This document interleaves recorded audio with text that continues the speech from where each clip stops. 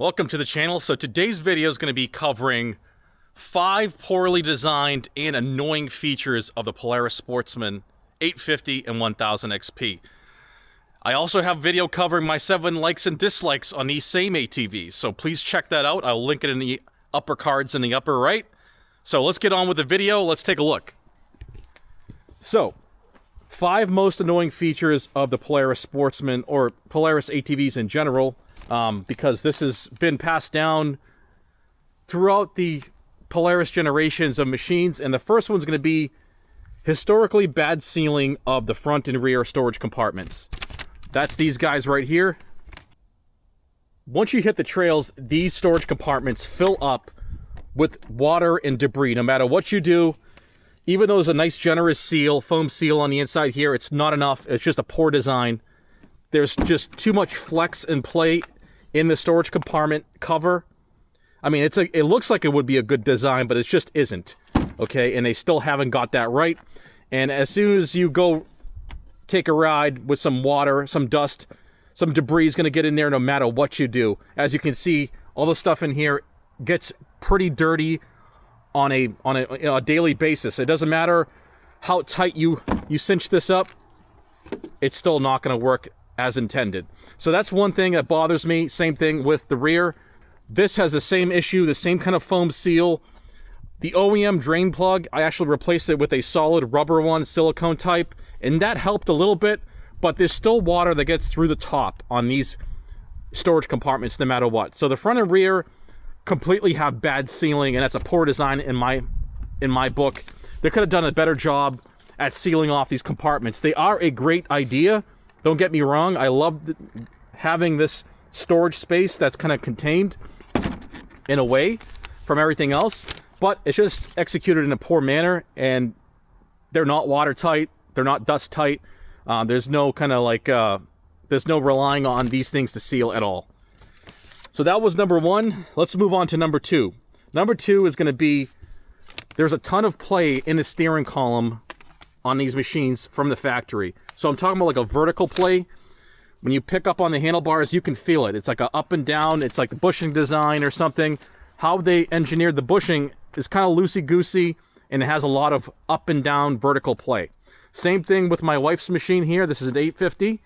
Same thing. When we got this thing brand new, same exact thing. All Polaris machines, even through the early 90s, had the same issue. They had that loosey-goosey steering column. It had a ton of play in it, and it only gets worse over time as the bearing or the bushing breaks in. That's one thing they should have fixed going along the generations, but they obviously haven't. So that's one annoying feature and a poor design that I think is, you know, an easy fix if you ask me. All right, so number 3 is a ton of play in the wheel bearings, even when brand new. So this machine specifically, and also it affects this machine, the bearings on them just suck. There's so much free play and wobble in the wheel when you jack the vehicle up, or should I say ATV up, and you manhandle the wheel to give it some, you know, side-to-side force or up and down.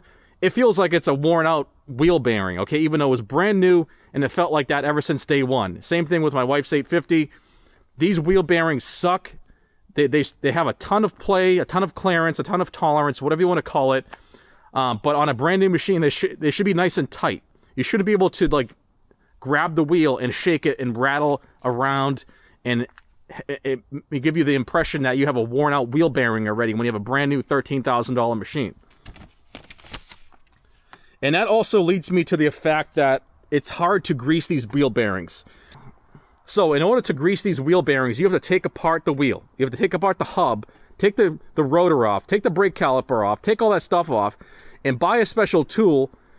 Then you can use your grease gun to grease up the inside of the bearing, which is complete BS if you ask me. They should have designed it so you can grease it from the outside like a Dexter axle, or from a top point somewhere on the, you know, near the control arm, the upper control arm. That way you can feed grease in there through a grease zerk. And that way you can keep those greased, because these things are going to be going through dust, dirt, sand, water. You're going to want to have enough grease in there to keep that stuff out. But for some reason, Polaris still has not redesigned or made their bearings completely, you know, bomb-proof in a way. They still are providing bearings that are loosey-goosey, a ton of play from the factory. I don't know what it is. I'm pretty sure it's a design thing. They just did not design it well, and they just thought that, oh, it's just going to be full of dirt anyways. It's probably better to be loose. That way the dirt, you know, evacuates out. But it's like, no, okay, this isn't an AK-47. This is a wheel bearing. It has to be a closed condition, you know, greased up and sealed from the elements or an environment. But that's one thing that really bothers me on these brand new expensive machines. The wheel bearing is a complete crap, and I just left it the way it is. Okay, this one was so bad from the factory that I thought it had excessive negative camber. Okay, when this thing stands on like level ground, you can't really see it right now, but it looks like it has excessive camber compared to the other side. Like this side is way worse than the right side when it comes to the bearing slop in it. So that is what it is. So let's move on to number 4, and that's going to be the new upgraded generation of halo lights on these things. The low and high beams, they have a terrible beam pattern. Now, these were not cheap. I actually had to purchase these additionally and put them on afterwards. Okay, these are a kit that came afterwards. I put them on both machines, and you would think that you would get better lighting output, which you do. You get a lot of a light output, but the beam pattern is all over the place. It's like literally if you park the ATV at night, there's like a beam pattern like at the top of the trees, you know, and it's not even like almost a usable light. The beam pattern is scattered everywhere. Like even though I adjusted them the best I could, I have a video of this too when I installed these, but I adjusted them the best I could, and the beam pattern is just, it doesn't seem like it's that usable. It's like a ton of light coming off each one of these units, the projector units. There's so much light coming off, but they're just scattered everywhere. I don't understand how they expect you to adjust them and make them more usable light. So even though they look really cool and I still like them and they're still on the machine, I just don't like how I paid, I think, $400 or $500 for this kit. You know, the 3 headlight housings that are projector housings, LED from Polaris. And this was an add-on afterwards, like, you know, a couple years later. But anyways, just the beam pattern sucks. It's like there's a ton of light. It's just not directed properly. And that's the part that bothers me. But I still like them. I think they look cool. And it's got the running light halo on there. As you can see, I'll turn one on. It looks really cool. Yeah, so like that's the whole thing. It's like, you know, you want to make the machine look cool, but you're going to sacrifice lighting output in a more, you know, direct kind of, you're not going to have a nice cutoff beam, essentially. So you're just going to have a bunch of weird scattered light at the treetops. But anyways, let's move on to the next one, which is the factory PVT snorkels are set way too low on the machines from the factory. So from the factory, the PVT exhaust snorkel is set just above the tire behind the muffler, okay?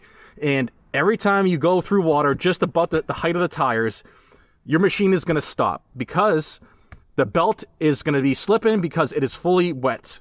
The belt box is going to get saturated full of water because somehow between the splashing of the water, it gets up in that snorkel and your machine completely dies. It will not drive because it cannot engage the belt anymore because it is fully wet.